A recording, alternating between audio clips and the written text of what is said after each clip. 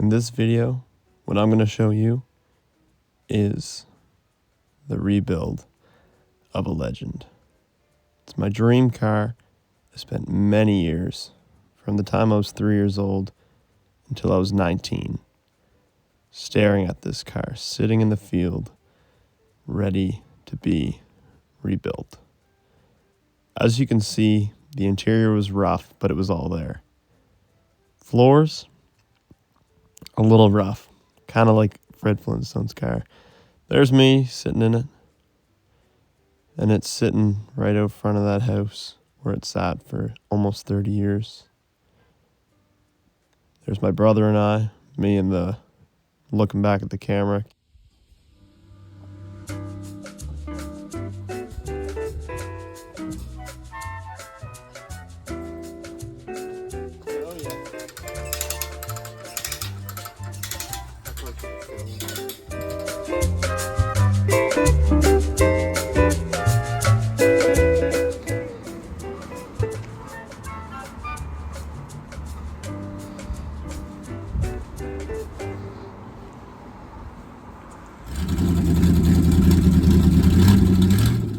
See, at the time of buying my car, I already did have an IROC Z, but it was rough. And back to the Z28. So as you can see, the floor was rotten, the B-pillars were rotten, the other B-pillar was rotten. I believe we're still looking at the same B-pillar. Seat rails were rotten from the seats acting like a sponge, the floors rotten, and I had to gut the interior out to get ready so I could do the floor pans. The inner rocker had some rust on it, so I had to cut out pieces and patch in new pieces. Minimal fires were started, and it was a whole lot stronger than before. I had to cut out my toe board, because as you've seen, that was rotten. Placed mine in, and then just continued doing floor panel after floor panel. I could have done a whole panel, but it was much easier to do the way I did it, especially without having all the room to do a full floor pan.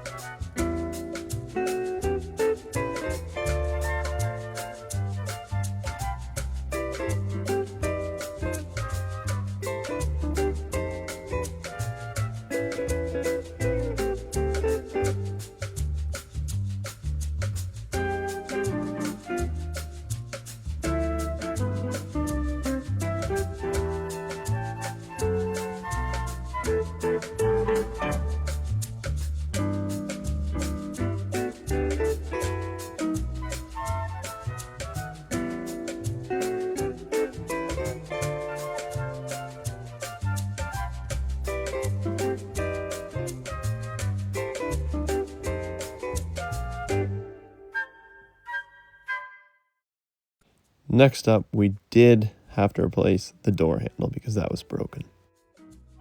We did have to also drop the fuel tank because I had to do some trunk work.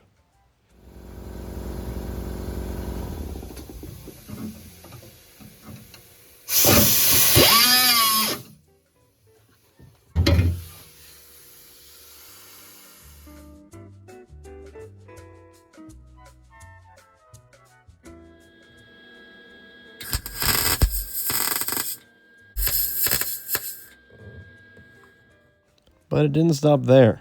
Once I had the trunk patched, I had to do two decently sized patches there. And once that was done, it was good.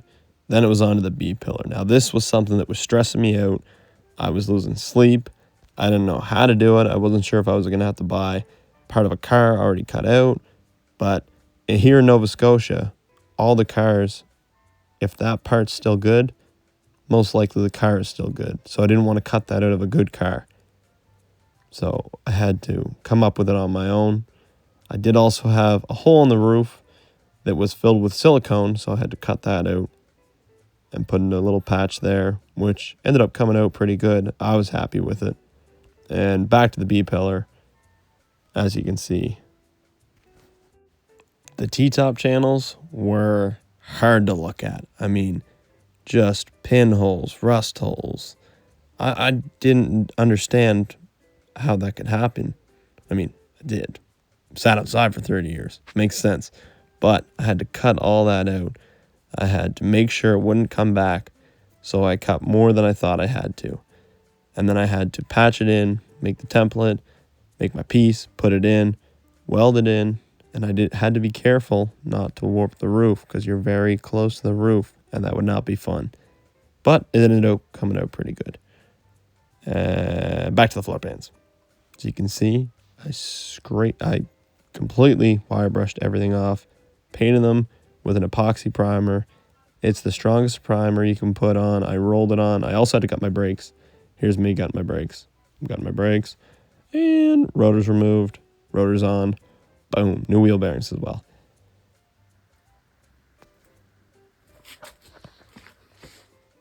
Out with the manifolds. In with the headers. And a full custom exhaust that I built. You see I welded Z28 on there. That's actually built out of pieces from Canadian Tire. And I think it was like $200, so.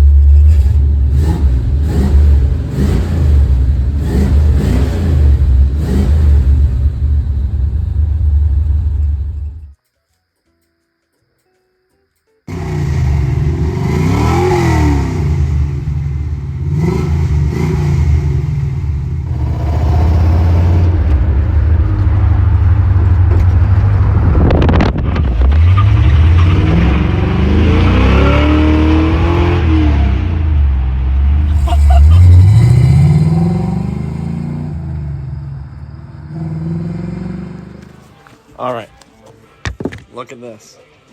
Got the horn freed up.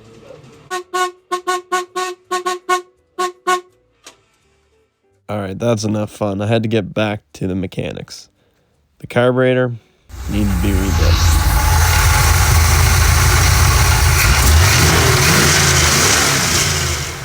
If you thought the rust was done being fixed, you were wrong. I had to pull the rear glass. I had to fix all the window channel because it was very, very rotten, as you can see. Actually, both sides. Luckily, the top was good, but the bottom filler panel, I believe that's what it's called, that was the worst. And again, kind of difficult panel to get in small sections, so I just made my own. I was happy with how it came out. The side window channels were actually very simple to make, and I was very happy with how they came out. And I really couldn't be mad at how they looked. I mean, I used flat steel for that. It saved me money, and it looked about as good as from factory. Got it primed up because I was itching to get the back glass back in. It took me a lot longer because of the budget I was on, and all things considered, I'm pretty happy. But next I had to bodywork the B pillars. And there's a custom reverse light switch I made because the old one on the column I didn't love. And that's me testing them. And there's my lights. I got one out, one's missing. I honestly have no idea what I was doing here. I just had one out. Back to bodywork. Had to get it looking nice before going into primer. I was very happy with how it came out. There it is in an epoxy primer. Now this came out of spray can, but I was still pretty happy with it. It didn't need to be perfect. I just wanted to get it back on the road. And I always start with a light dusting coat on it, and then I can go a bit heavier. And again, it's not perfect. And look at that interior all set up. New carpet.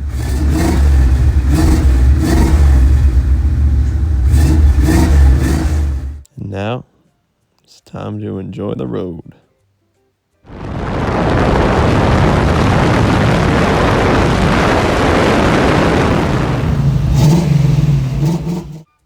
Unfortunately, after the first day, it was cut short. You see, an old clutch doesn't like when you take off too fast. I should have replaced it. As you can see, it exploded. Put a hole in the bell housing, which I did have to get welded up, but that gave me a chance to clean the transmission up and just go over everything. Plus, nothing wrong with replacing a clutch. And there it is, all welded up. Wasn't too bad.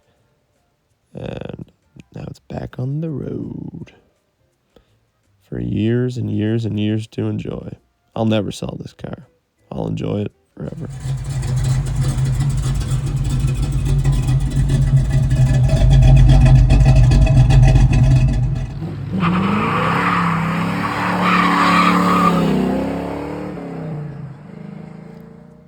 Like and subscribe for more content on this car and a new build coming soon.